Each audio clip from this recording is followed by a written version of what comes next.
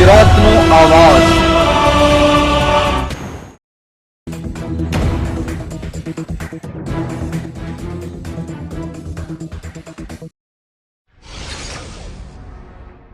મારું નામ બકુલ પટેલ। આજરોજ શું કાર્યક્રમનું આયોજન કરવામાં આવ્યું છે?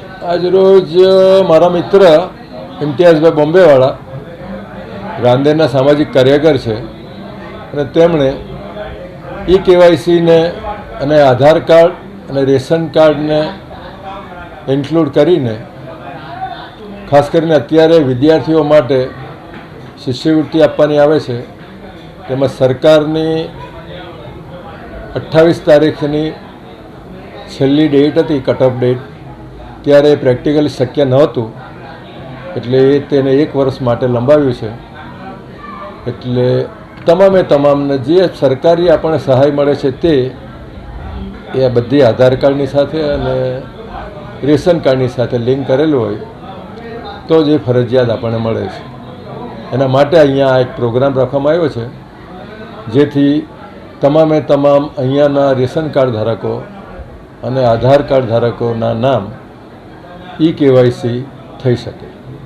કેટલા લોકો આજે KYC કે જે પ્રોગ્રામ છે એનો લાભ લેશે અને એક્સપેક્ટેશન કેટલી છે? હું લગભગ અડધો કલાક થયા જ આવ્યો છું, એટલે કેટલા થયા હશે તે મને ખબર નથી, પણ લગભગ બહોળા પ્રમાણની અંદર આપણે ત્યાં રાંદેરની અંદર રાંદેર અને સરાઉન્ડિંગ રાંદેરની અંદરથી લગભગ 2,000 માણસો આ KYCનો અહીંયા લાભ લેશે એવી મારી ગણતરી છે।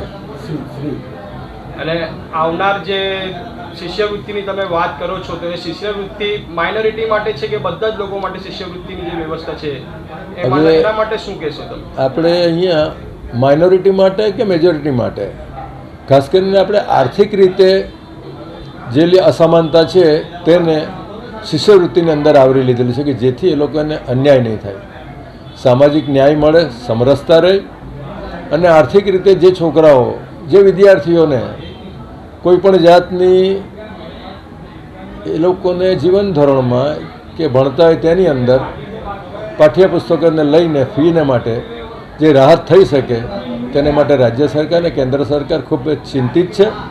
કેળવણીને માટે કોઈપણ સંજોગોમાં તમામ રીતના પ્રોત્સાહન મળવા જોઈએ, એવું ફરજિયાત પણ રહેવું જોઈએ।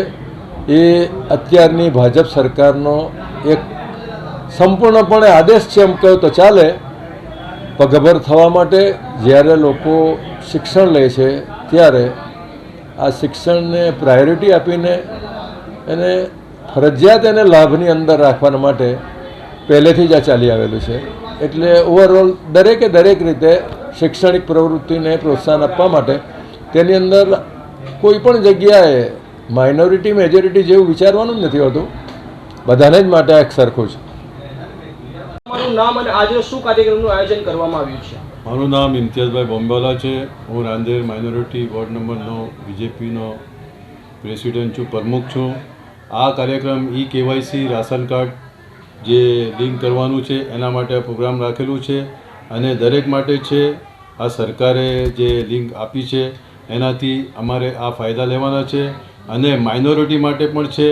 માઇનોરિટી માટે સરકારશ્રી તરફથી ઘણી બધી વ્યવસ્થા આપે છે જે ઘણા લોકોને ખબર નથી, એટલે અમારા સંપર્કથી આ આયુષ્માન કાર્ડ છે, રાશન કાર્ડ છે, આધાર કાર્ડ છે, એ બધું કામ અમે કરી રહ્યા છીએ અને અમારા વડીલ શ્રી બકુલભાઈ પટેલ, રાજનભાઈ પટેલ તેમજ અમારા કોર્પોરેટર CEO અમારી સરકાર તરફથી જે પણ વ્યવસ્થા છે એ લોકોના માધ્યમથી અમને મળે છે ને અમારે જે પણ કંઈ કામ હોય ને ઊભા પગે એ લોકો કરે છે। ઇમ્તિયાઝભાઈ, 10 વાગ્યાનો પ્રોગ્રામ ચાલુ થયો છે, અત્યારે ઓલમોસ્ટ 2 કલાક થઈ ગયા છે। 2 કલાકમાં કેટલા ફોર્મ ભરાયા છે અને કેટલા KYC થયા છે? લગભગ 300-350 જેટલા થયા છે। એટલે એક રાશન કાર્ડમાં 7 નામ હોય તો લગભગ 2000નો ઉપર આંકડો વટી ગયો હશે અને હજુ પણ કામ ચાલુ છે અને પબ્લિકની લાઈન ચાલુ છે। એક્સપેક્ટેશન કેટલી છે ક્યાં સુધી રેશન કાર્ડનું કામ તમારું પૂર્ણ થશે? કેટલા લોકોના રેશન કાર્ડમાં આ KYC? હવે આ પબ્લિકનો ઉપર છે, 2 પણ વાગી જાય, 4 પણ વાગી જાય ને 5 પણ વાગી જાય અને ફ્રી ઓફ ચાર્જ છે। આ ફ્રી ઓફ ચાર્જ છે અમારા તરફથી।